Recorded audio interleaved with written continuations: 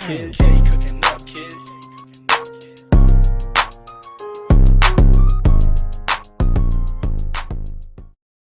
First and foremost, what is up with y'all? It is your boy Key. How you doing? How you doing today on this beautiful 4th of July? I hope God is treating you right. God bless you, man. Yes, indeed. Now, hey, look, we back with a video, man. How's you doing? And I just asked that, right? Whatever. Today we got JxmyHighroller, man. We got Jimmy Highroller. We have not watched Jimmy in a while, and every time we watch Jimmy, something great, something historic, something magnificent is found, and the videos do pretty good, man. Look, I'm glad that y'all guys are back rocking with me, man, on the reactions. The viewership is getting slowly up there. Keep going, keep subscribing, keep liking, keep doing all of the stuff y'all doing, man. Keep watching. Your boy appreciates it, man. God has blessed me every single day, and I'm blessed to have the opportunity to be in front of this camera and doing this again and having fun. I'm having a lot of fun. So, hey, without further ado, man, we got JxmyHighroller. This needs to stop. You see it right there? It's right there. You see it? Yes. This needs to stop. Now, Jimmy, what do you need? What does he mean? Let's see what he means. 15 likes on the video. Like it up, man. And let's get into it. Let's go. Look at Jimmy though. Y'all see Jimmy? Y'all see Jimmy, right? Jimmy is 39 on trending. So this gotta be beautiful. Gotta be. Let's go. Start from off the cuff. Let's get it. Oh, I can't hear nothing. No! The pairing of Jason Tatum and Jaylen Brown won't work. Jalen Brunson is literally best player. Actually, I've been seeing a lot of people put Jalen Brunson over a lot of people, bro. Wouldn't have been a force. Wouldn't have been a force. Then they would make him shoot jump shots. Jimmy, okay, Jimmy, okay. Tony Kukoc would be the best player if he played right now. Okay.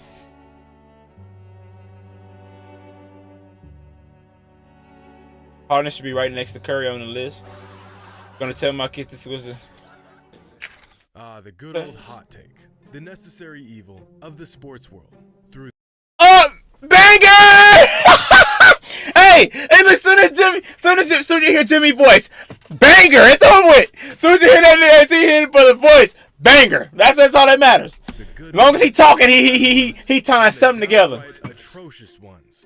Jimmy, if you are writing these scripts on your own, bro, or if you are doing all of this on your own, you are a great brain. You are a genius, bro. A basketball genius, bro. If you are doing this all on your own, respect. Respect. He has been at the tip of his game with this stuff right here. I've done the years. For you and found some of the hottest NBA takes on the internet. So buckle up. This may be a bumpy ride. I already know Kendrick Perkins big back behind is on here. Let me stop talking about them. I already know Kendrick Perkins is on here. Stephen A. Smith says some crazy stuff. Let's see. Share with the world a passion project you're ready to expand and enhance, or maybe your is over. I did my reluctant but mandatory scrub through Reddit. Oh, Reddit is for a new batch of hot takes. And I really hope they're not just trolling. Was downright appalling.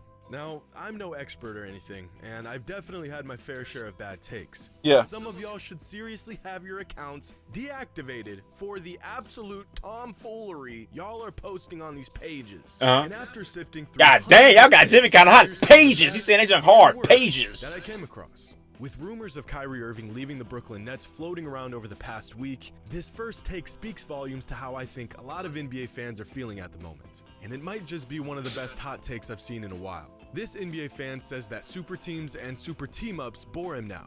And I'm right there with him. After the renaissance of successful homegrown teams in the NBA over the last couple years, them junks should have been bored y'all. The only one that I really cared for was Bron. Potentially teaming up. That's the only one I really care for because Bron finally got his just due, but after that, it's gotten bad. The actual team-up of superstars are even more boring than the news itself. No. Look at how the last few blockbuster team-ups have gone. Kyrie and Durant, absolute shambles. Add James Harden, even bigger bust. Kawhi Leonard and Paul George. I'm not even joking when I say this. Sometimes I actually forget they're even on the same team. How was it boring, though? How was it boring? How was that boring? 3 seasons in and nothing to show for it. Oh, man, we've been going through some things, man. Relax. too early to tell, but still bounced out of the second round. The last time a superstar team-up worked was in 2020 when the Lakers won the championship. But ever since then... Yeah, but a lot of y'all will put an asterisk on that, though, right? A lot of y'all will put an asterisk on it. I know you would. You ain't got to tell me. It's just a phase the NBA has been going through, and that it will end soon. It's played out, and it creates unnecessary hype around teams that, more often than not, accomplish virtually nothing. This is a really good take. That's a good take.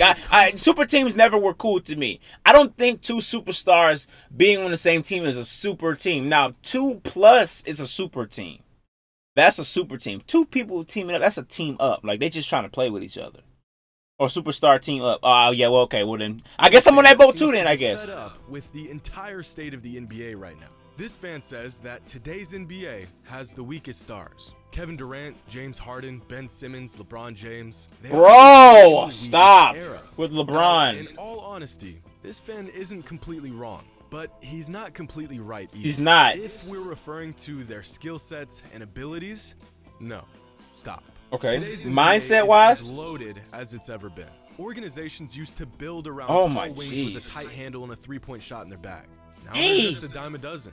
25 years ago, if you could find a 7-footer who can shoot from outside 20 feet and not dribble the ball off their feet, they were a unicorn. Now those attributes are pretty much a requirement for most big men.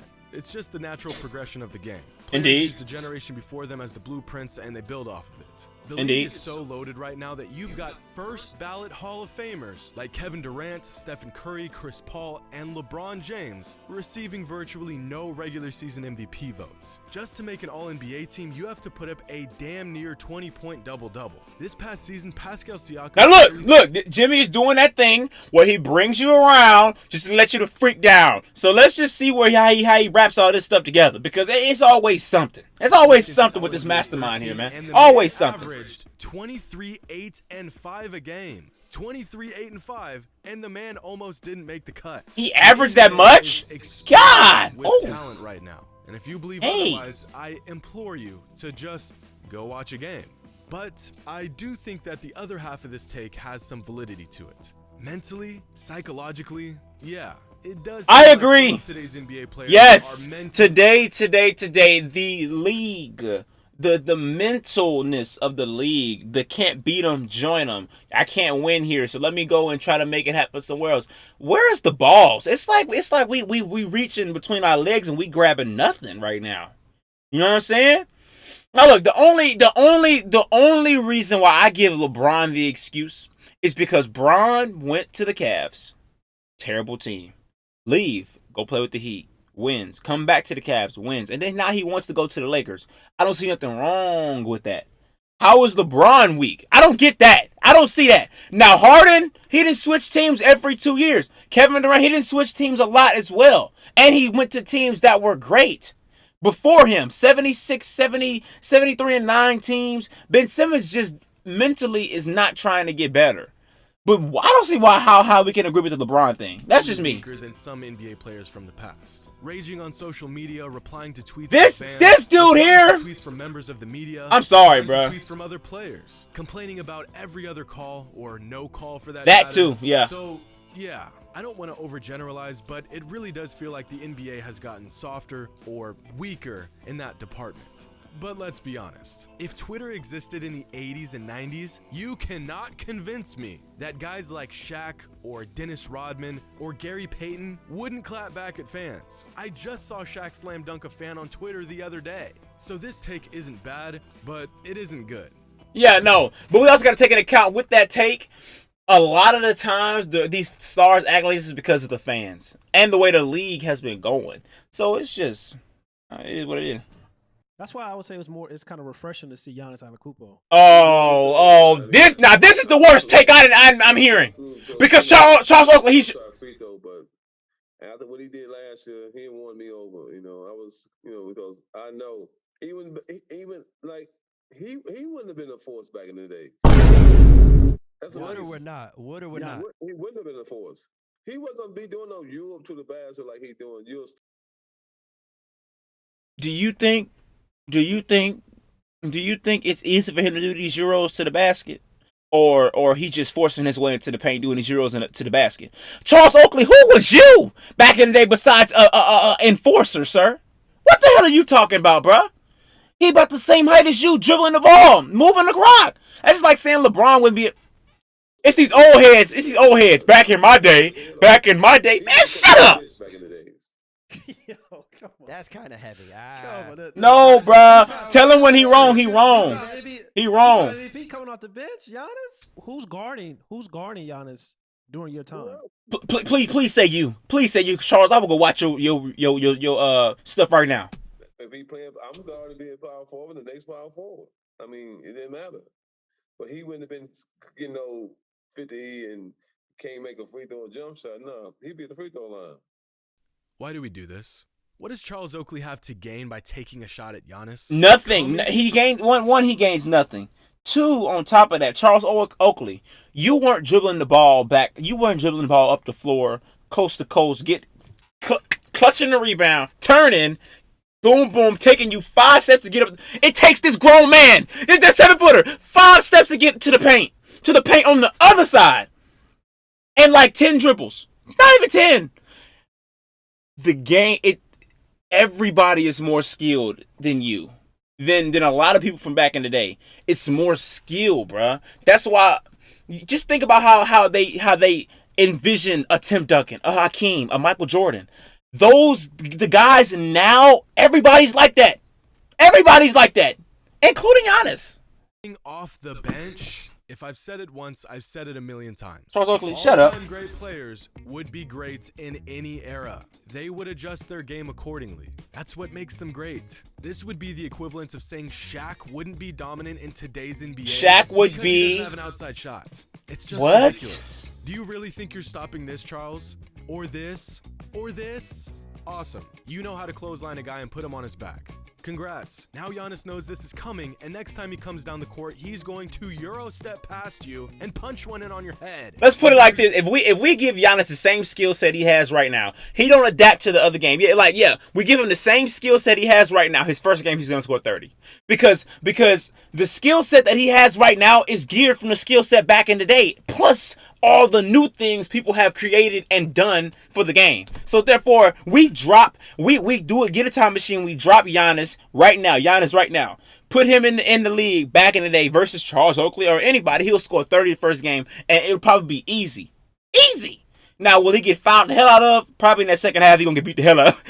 They going to beat the hell out of Giannis after that. But he's going to score 30 first game. Yet, he'll just go right into your chest full speed and get the call every single time. Physical defense Exactly. does not automatically mean good defense. In fact, a lot of the times, it means the exact opposite. When you Exactly. can't guard a guy, you end up just hacking him. And aside from the all-time great bigs we all know from Oakley's era, who exactly were these amazing bruisers that Giannis would be coming off the bench behind? Charles Oakley's best season in the NBA was in 1994. Get him! All-star in that year. The Get him! forwards across the league looked like this. Talk to him, Giannis. Talk to him, Jimmy. Tell him. Are you serious? Christian Laettner? Are you serious? Otis Thorpe? Are you serious? Larry Johnson?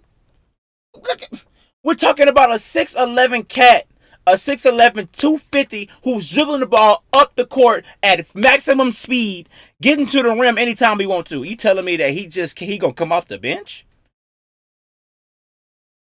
Stop talking.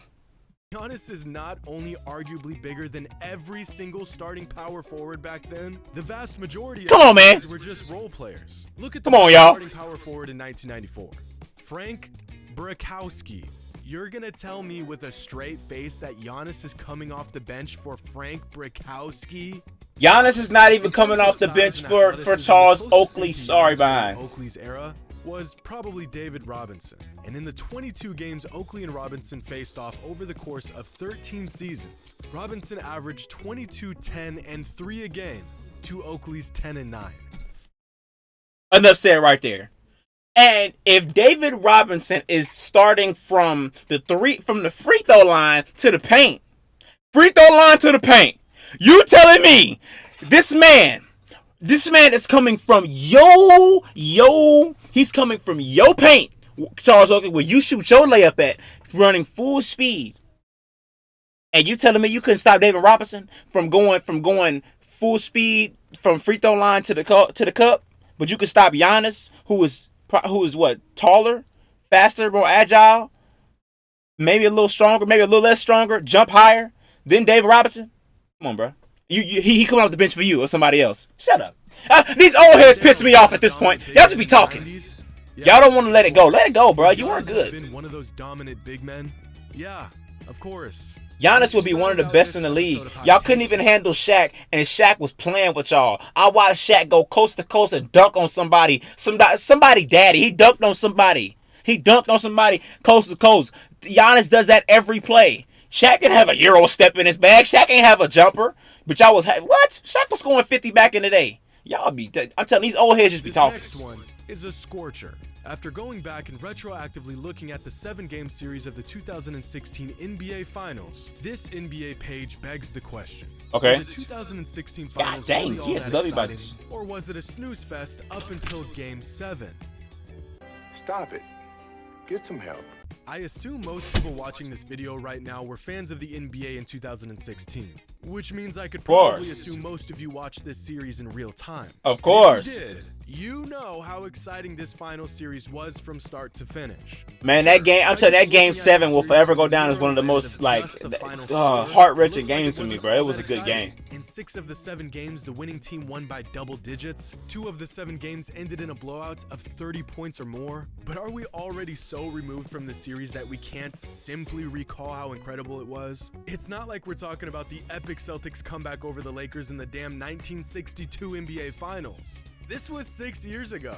In Game 1, the Warriors won by a decisive 15 points. But going into the 4th quarter, this was a 6-point game. Games 2 and 3 were complete blowouts, but the fact that 2 teams could walk each other by 30 points in back-to-back games in the finals was a compelling subplot in itself. Once the Cavs won Game 3, it really brought life back into the series. Indeed. Game 4 had 2 lead changes in the 4th quarter. It wasn't until about 4 minutes left in the 4th that the Warriors broke away from the Cavs. Game 5, by itself, had enough excitement to make this entire series a certified Just look at the detail, Jimmy! Jimmy, bro. Jimmy, how do you do it? I would love to make a channel like this, bro. I love this stuff.